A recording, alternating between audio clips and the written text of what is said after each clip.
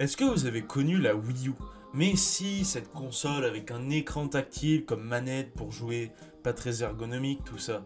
Pour ceux qui l'ont connu, je ne sais pas si vous vous souvenez de l'application que je vais vous présenter dans cette vidéo. Lorsque je parle de cette console à des potes, ils ne la mentionnent pas, ce qui m'étonne un peu d'ailleurs. Vous l'avez compris, aujourd'hui on parle de l'application obscure de la Wii U.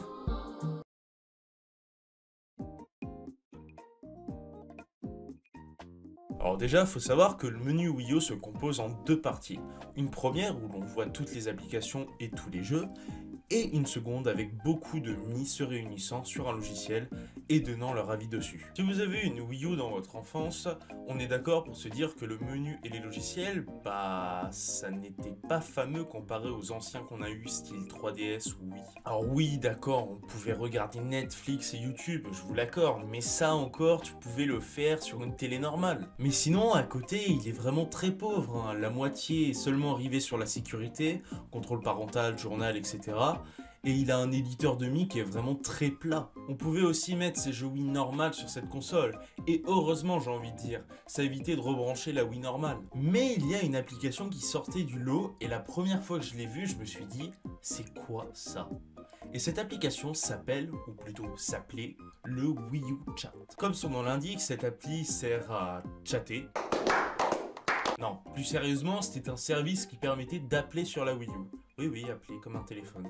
Vous ne rêvez pas. C'est un peu la suite spirituelle de la boîte aux lettres Nintendo sur Nintendo 3DS. À l'époque, mon cousin et moi, on s'appelait en permanence dessus. C'était en facecam, donc forcément on voyait nos visages avec la caméra du gamepad. Alors étant donné que le service n'est plus disponible, il y a très peu d'images ou de vidéos de très bonne qualité du moins. Mais je m'en rappelle qu'on pouvait dessiner lors de l'appel. C'est une chose à faire, mais concrètement, ça ne sert à rien. Ce centre d'appel était relié au Miiverse, entre autres. Si par exemple quelqu'un t'appelait 46 fois, eh bien la messagerie se faisait dans les messages privés de ton Miiverse. Tu pouvais même personnaliser le message, je m'en rappelle. Pour eux, c'était le billet le plus efficace car c'était très compliqué de partager des identifiants autres comme tous nos réseaux sociaux d'aujourd'hui. À tout moment, tu pouvais même te faire bannir de la plateforme à cause de ça. Du coup, j'imagine que vous devez tous vous dire derrière votre écran, waouh, mais ça révolutionne totalement, ça veut dire que tu peux jouer en même temps de parler sur la Wii U. Même pas. Ça aurait été très ingénieux de pouvoir proposer cette appli ouverte à côté pour ainsi communiquer en même temps que vous jouez avec vos amis. Mais à croire que non, hein, ça devait être super compliqué. Et puis vraiment à cette époque on utilisait Skype ou les appels téléphoniques, c'était nettement plus simple. Clairement ce service ne servait à rien, c'était peut-être la seule communication pour voir le vrai visage des gens que t'as accepté en ami sur Miiverse, mais ça s'arrête à là. Oui mais train de cause, de base Nintendo c'est une communauté enfantine, donc c'était cool de pouvoir proposer un service d'appel sur la console pour que les enfants fassent connaissance. Vous croyez ? Imaginez juste un enfant en train d'appeler sur le Wii U Chat, il appelle un ami qu'il a ajouté sur sa liste d'amis, il va voir son visage pour la première fois, et dès que la caméra de l'autre interlocuteur s'affiche, tu vois un gros daron de 40 ans.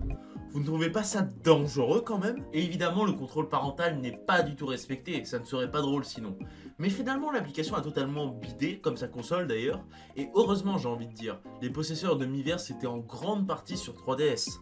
On a failli frôler la catastrophe. Et aussi car le service n'a jamais eu de mise à jour, ce qui est je trouve très dommage, car il y avait un potentiel énorme à mettre sur ce service.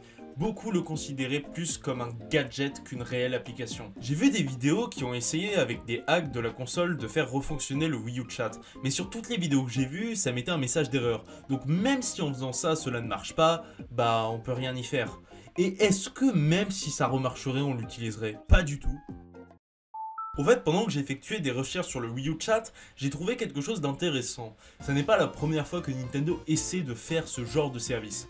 La Wii, à l'époque, avait sorti le Wii Speak. Je n'ai jamais entendu parler de cet accessoire avant de faire cette vidéo, et je vous avouerai que je n'ai pas très bien compris le système, mais grosso modo, tu pouvais communiquer avec tes amis, et sur certains jeux, tu pouvais utiliser ta voix. Il y avait même une chaîne que tu pouvais installer sur la Wii, mais ce service-là aussi n'a pas duré longtemps. Comme quoi, Nintendo et la communication, ça ne colle pas ensemble. Bref, le Wii U Chat, c'était pas ouf. Je vous remercie d'avoir regardé cette vidéo, ce n'était pas si facile que ça de trouver des choses sur ce sujet-là, étant donné que c'est un peu inconnu du grand public, mais j'ai quand même réussi à trouver du contenu dessus. Par ailleurs, je vous remercie pour l'accueil de ma dernière vidéo, je suis très fier du résultat de cette dernière et je pense que c'est l'une de mes vidéos préférées. On peut peut-être essayer de faire pareil avec celle-là, non? En attendant, je vous dis à bientôt pour de prochaines aventures.